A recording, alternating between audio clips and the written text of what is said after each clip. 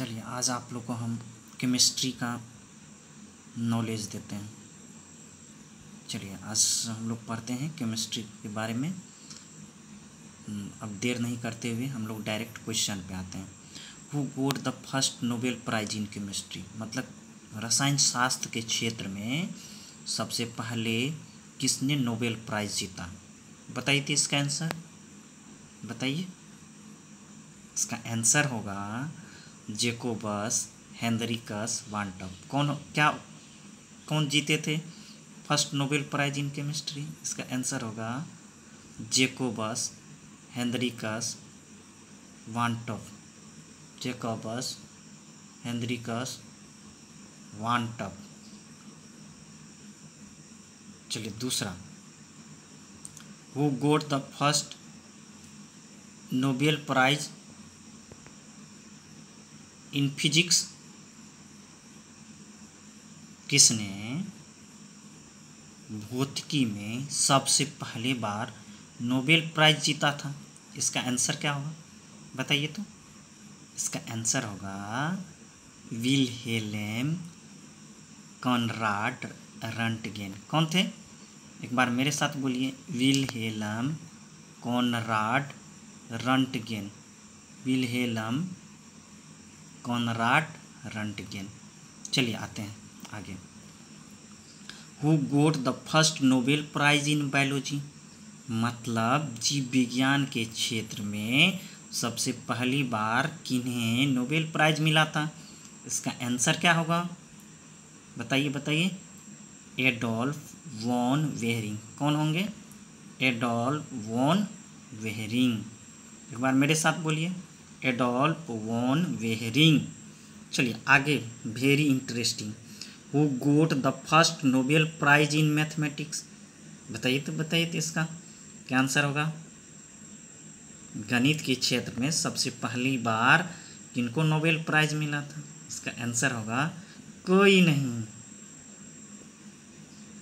चलिए अब आगे आते हैं, बताइए तो व्हाट इज द मैटर? पदार्थ क्या है? देखिए इसका डिफिनेशन होगा matter is that which has some mass and occupy space. मतलब पदार्थ के पास मास होता है तथा वह कुछ स्थान घेरता है। समझ में आ गया? चलिए आगे बताइए तो what are the type of state of matter? पदार्थ की कितनी अवस्थाएं होती हैं? देखिए, पहला सॉलिड स्टेट, दूसरा लिक्विड स्टेट, तीसरा गैसियस स्टेट, चौथा प्लाज्मा स्टेट और पांचवा बोस आइंस्टाइन कंडेंसेट स्टेट। एक बार मेरे साथ एक साथ बोलिए, सॉलिड स्टेट, लिक्विड स्टेट, तीसरा गैसियस स्टेट, चौथा प्लाज्मा स्टेट और पांचवा बोस आइंस्टाइन कंडेंसेट स्टेट। चलिए अगर आपसे कोई पूछ ले कि सॉलिड स्टेट का मतलब क्या होता है, तो हम लोग कहेंगे solid state is that state of matter which has definite volume and definite shape. मतलब सॉलिड वैसा पदार्थ होता है जिसका आयतन तथा आकार दोनों क्या होता है? फिक्स होता है। क्या होता है? फिक्स होता है या डिफिनिट होता है।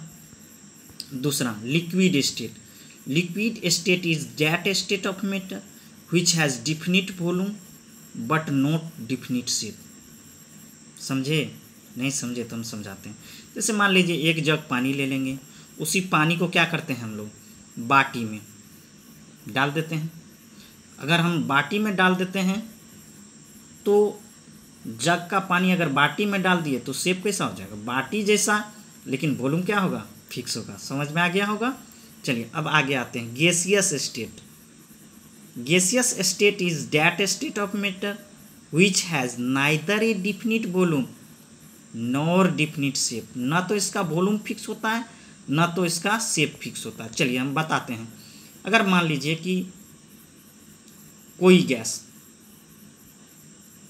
छोटा सा सिलेंडर में रखा हुआ है, अब उसी गैस को अगर हम क्या करते हैं, बड़ी सिलेंडर में डाल देते हैं तो उसके अंदर का जो मोलिकुल्स होता है, छोटी सिलेंडर में क्या रहता है, उसके मोलिकुल्स का बीच का दूरी क्या रहता है, कम रहता है, क्योंकि उस समय उसके बीच का कंप्रेशन, मतलब उसके बीच का गैप क्या रहता है, बहुत कम रहता है, और ये हाईली कंप्रेस्ड रहता है।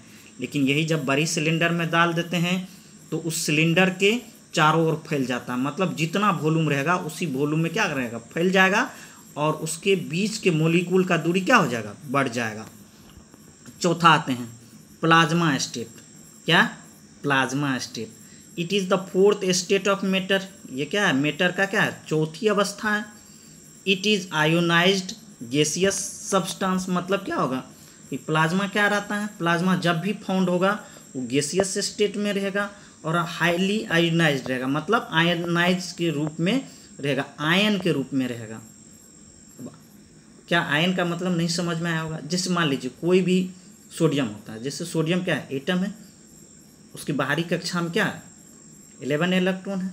अगर उसमें से एक इलेक्ट्रॉन निकाल देते हैं तो वो क्या हो जाता है, केटायन का फॉर्म हो जाता है। याद रखना है कि धातु मेटल में से अगर एक इलेक्ट्रॉन या कोई भी 2-3 इलेक्ट्रॉन निकाल लेते हैं तो उसको क्या बोलते हैं, धनायन बोलते हैं या केटायन बोलते हैं। इंग्लिश में उसको क्या बोलते हैं, केटायन बोलते हैं। अब आते हैं आगे, the matter is in plasma state. किस में पहुंच जाएगा, प्लाज्मा स्टेट में पहुंच जाएगा। अब आते हैं पाँचवीं अवस्था में। पाँचवा अवस्था क्या है, बोस आइंस्टाइन कंडेंसेट स्टेट। क्या, बोस आइंस्टाइन कंडेंसेट स्टेट। एक बार मेरे साथ बोलिए, बोस आइंस्टाइन कंडेंसेट स्टेट।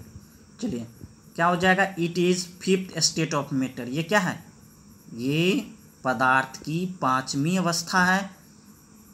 और इसके बारे में, it is highly ionised state. क्या होता है, ये हाईली आयोनाइज्ड स्टेट होता है।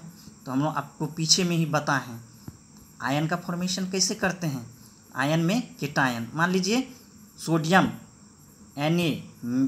Na का कितना होता है, एटॉमिक नंबर 11 होता है, और इसको हम नाइट्रियम बोलते हैं।